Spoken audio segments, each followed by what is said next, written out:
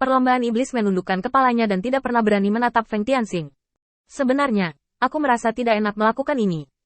Lagi pula, Hurley telah memberiku banyak manfaat. Feng Tianxing diam-diam mendengarkan kata-kata ras iblis di depannya, tetapi tidak menjawab. Saat ini, Sedu diam-diam mengirim seseorang untuk mengirim pesan, yaitu semua informasi ras iblis di depannya. Ini adalah kehati-hatian luar biasa gereja Feng Tianxing, tidak akan pernah mengendurkan kewaspadaannya karena kata-kata pihak lain. Kan, bukan orang yang sangat terkenal di bawah Hurley. Itu milik yang paling biasa dan tidak mencolok di antara Jenderal Iblis Akar Rumput di bawah Hurley. Memang benar beberapa informasi kunci bisa didapat dari tangannya, tapi juga sangat terbatas. Lagi pula, dia bukan anggota inti. Yang dipikirkan Feng Tianxing sekarang adalah bagaimana membuatkan memegang posisi penting di bawah Hurley. Seseorang yang bukan inti, kebijakan pada gilirannya tidak berpengaruh besar. Selain berita dasar, ada juga informasi terbaru. Sebelum berangkat hari ini, Kan bersekongkol dengan sekelompok jenderal iblis dan tidak tahu harus berkata apa. Ini mencurigakan. Belum lagi klan iblis semacam ini yang dibeli. Bahkan jika klan manusia Hurley tiba-tiba berlari, Feng Tianxing tidak akan memilih untuk mempercayainya pada saat pertama. Karena sangat mencurigakan. Apakah Anda menegosiasikan persyaratan dengan saya? Feng Tianxing meraba-raba dagunya, pura-pura tidak sadar. Kan menggelengkan kepalanya dengan cepat. Tuan Muda Feng, jangan salah paham. Saya hanya merasa bersalah secara psikologis karena mengkhianati Hurley seperti ini.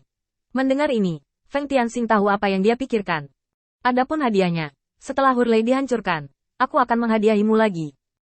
Lagi pula, aku tidak ingin mendanai musuh sekarang, meskipun alasan ini sangat kuno, namun sangat berguna.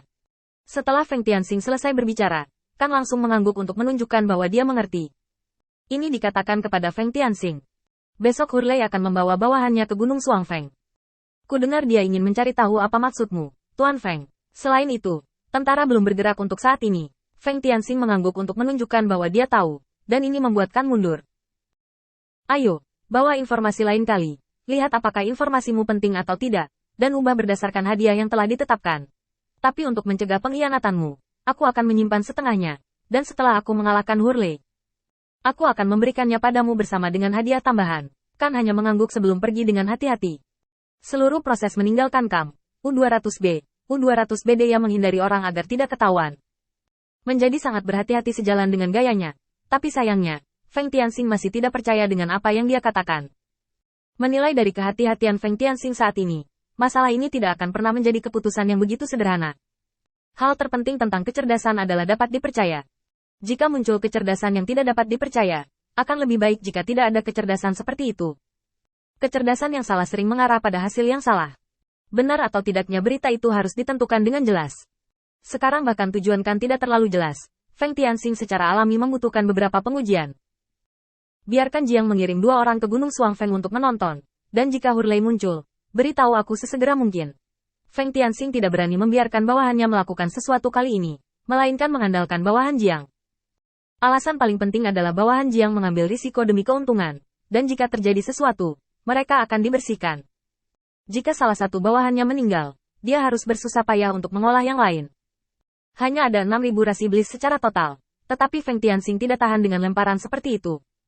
Sebaliknya, Jiang tidak kekurangan orang. Selama ada cukup uang untuk memberi hadiah, bawahan Jiang tidak akan kekurangan para penjahat itu. Menanyakan tentang kecerdasan dan menjadi umpan meriam adalah sesuatu yang secara alami harus diserahkan. Dengan pengaturan Feng Tianxing, Gunung Suangfeng juga mulai semarak. Hanya saja keaktifan ini tersembunyi di balik bayang-bayang hutan, di tempat-tempat yang akan terabaikan dalam sekejap mata. Keesokan paginya, Hurley muncul di Gunung Suangfeng bersama 3 atau 2 anak buahnya, dan setelah beberapa penjelajahan yang hati-hati, dia pergi. Ketika berita itu kembali, Feng Tianxing sedikit tidak bisa dipercaya. Apakah kamu yakin hanya ada 2 atau 3 orang? Feng Tianxing sekali lagi mengkonfirmasi keakuratan berita tersebut dengan bawahannya, dan hanya berpikir sebentar. Segalanya sangat berbeda dari harapan Feng Tianxing.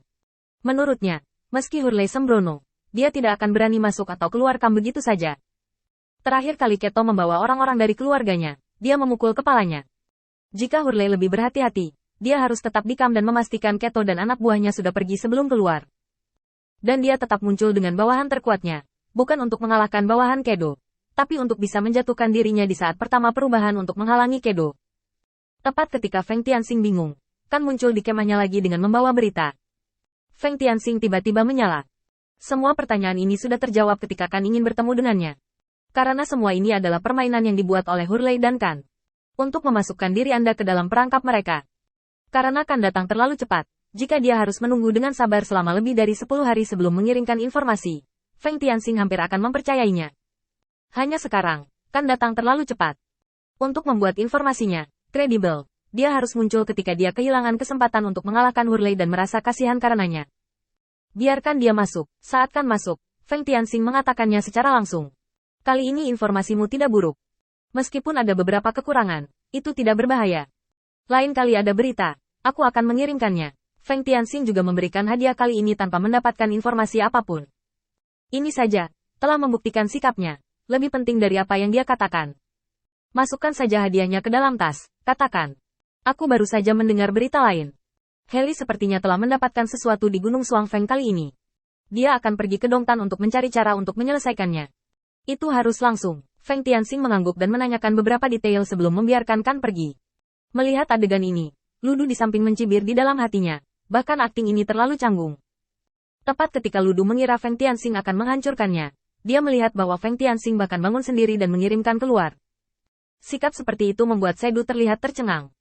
Begitu Kan meninggalkan kaki depannya, Sedu melangkah maju. Tuan Feng, orang ini tidak bisa dipercaya. Feng Tianxing mengangguk ringan.